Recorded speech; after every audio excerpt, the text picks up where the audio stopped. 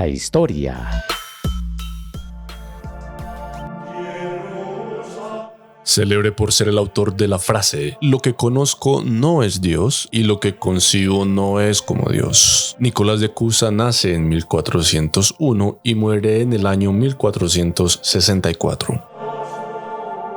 Cardenal, matemático, erudito, científico experimental e influyente filósofo que subrayó el carácter incompleto del conocimiento humano de Dios y del universo.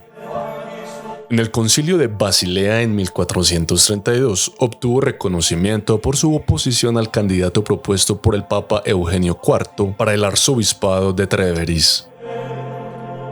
Ordenado sacerdote hacia 1440, Cusa fue nombrado cardenal de Brixen, en Italia, por el Papa Nicolás V y en 1450 fue elevado a obispo allí.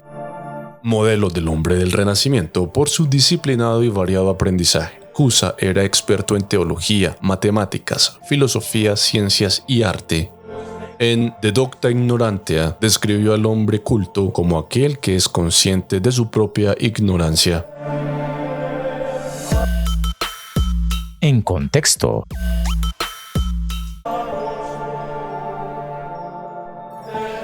Entre el 380 y el 360 a.C., Platón escribe sobre el bien o el uno como fuente última de la razón, el conocimiento y toda la existencia. A finales del siglo V de nuestra era, el teólogo y filósofo griego Dionisio Areopagita describe a Dios como por encima del ser. El pensador.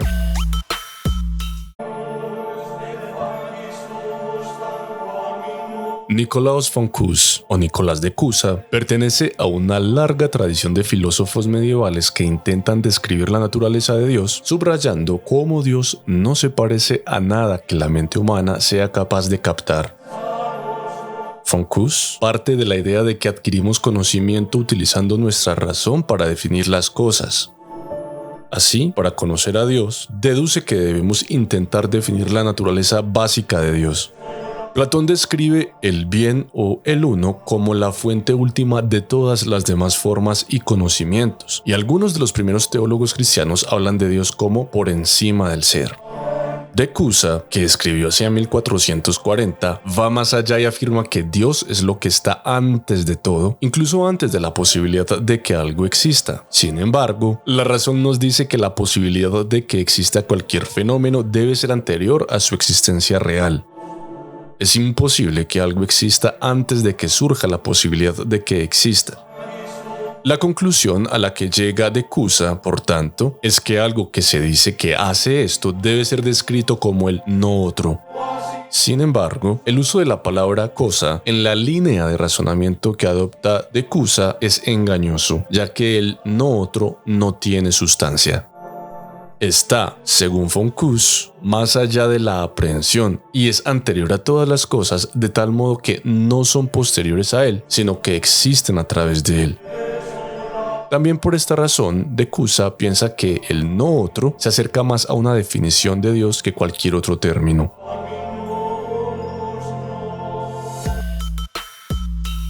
El legado. En 1492, la obra de Giovanni Pico della Mirandola sobre el ser y el uno marca un punto de inflexión en el pensamiento renacentista sobre Dios. En 1991, el filósofo francés Jean-Luc Marion explica el tema de Dios como no ser. Dato curioso. En sus obras, de Cusa solía tomar prestados símbolos de la geometría para demostrar sus argumentos, como en su comparación de la búsqueda de la verdad por el hombre con la tarea de convertir un cuadrado en un círculo. El estudio de Cusa sobre el crecimiento de las plantas, del que concluyó que éstas absorben el alimento del aire, fue el primer experimento formal moderno en biología y la primera prueba de que el aire tiene peso. El pensamiento de Nicolás de Cusa, que se ubica en la filosofía de la religión desde el enfoque conocido como platonismo cristiano, puede resumirse como Dios es el no otro.